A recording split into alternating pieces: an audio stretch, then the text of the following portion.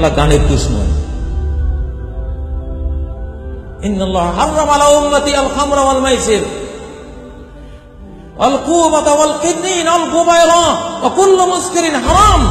আমার উম্মতের জন্য আল্লাহ তাআলা হারাম করে দিয়েছেন মদ, জুয়া, ঢোল তবলা, বাঁশি, মদ, মাদকতা সব হারাম করেছে। শিল্পীদের দেশ ভরে গেছে এসব গান শিখি।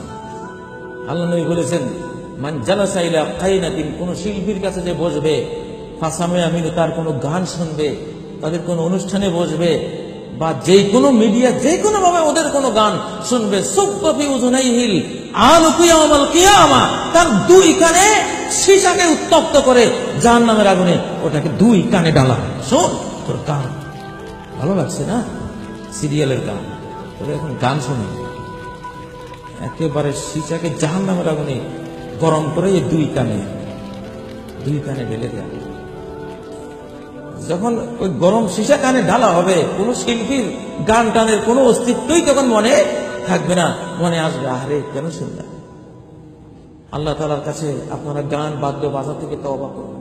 নবীজি বলেছেন, মান মাতা ওয়া ইনদাহু জারিয়াতুন মুগান্নিয়া ফালা তুসাল্লু আলাইহি, যে মরে গেল তার কাছে একটা গায়িকা আছে, শিল্পী আছে, যার গান শুনছে, তার জানাজা পড়ো না, তার কোনো জানাজা নেই।